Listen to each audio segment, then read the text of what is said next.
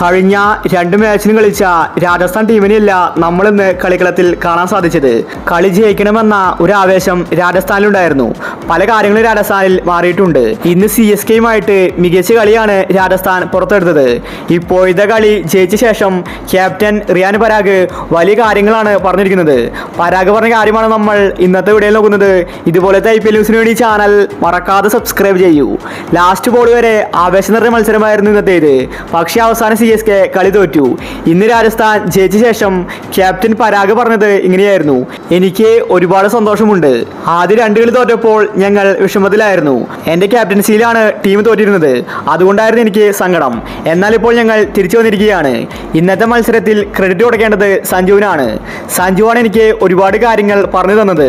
Captaincy എന്താണെന്ന് സഞ്ജു എനിക്ക് പറഞ്ഞു തന്നു. അതിൻ്റെ ഫലമാണ് ഇന്നത്തെ വിജയം. ക്യാപ്റ്റൻ ഞാനായാലും ഇന്നത്തെ കളിയിലെ ക്രെഡിറ്റ് സഞ്ജുവിനുള്ളതാണ്. മാനേജ്മെൻറ്റും കോച്ചായ ദ്രാവിഡും എനിക്ക് ഒരുപാട് സപ്പോർട്ട് തരുന്നുണ്ട്. ഇന്നത്തെ മാച്ച് ഞങ്ങളെ സംബന്ധിച്ച് ഇമ്പോർട്ടൻ്റ് ആണ്. ഇന്നും കൂടി തോറ്റാൽ അത് ഞങ്ങൾക്ക് ക്ഷീണമാണ്. പക്ഷെ ഇന്ന് ഞങ്ങളുടെ എതിരാളികൾ CSK ആണ്. അതുകൊണ്ട് കളി ജയിക്കാൻ ഈസിയല്ലെന്ന് ഞങ്ങൾക്കറിയാം. ഒരു ആവേശ പോരാട്ടമായിരിക്കും ഇന്നത്തേത്. അതുപോലെ തന്നെ സംഭവിക്കുകയും ചെയ്തു. ഒടുവിൽ ഞങ്ങൾ വിജയം നേടിയെടുത്തു. മത്സരത്തിൽ മികച്ച കളി കാഴ്ചവെച്ചത് റാണയായിരുന്നു. അവൻ ഇങ്ങനെ അടിച്ചു കളിക്കുമെന്ന് ഞാൻ കരുതിയില്ല.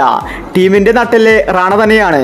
അതുകൊണ്ട് വിജയത്തിൽ ഒരു ക്രെഡിറ്റ് റാണയ്ക്കുള്ളതാണ്. വരാൻ പോകുന്ന മാച്ചിലും ഇതേ കളി ആവർത്തിക്കുമെന്ന് റിയാൻ പരാഗ് വ്യക്തമാക്കി. രാജസ്ഥാൻ ആരാധകർ ആവേശത്തിലാണ്.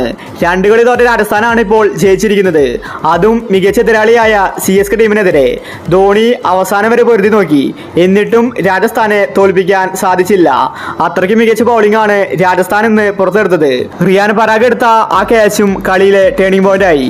അപ്പോൾ ഇന്നത്തെ കളിയെ പറ്റി നിങ്ങളുടെ അഭിപ്രായങ്ങൾ താഴെ കമന്റ് ചെയ്യുക. ഇതുപോലത്തെ IPL ന്യൂസിന് വേണ്ടി ചാനൽ മറക്കാതെ സബ്സ്ക്രൈബ് ചെയ്യൂ.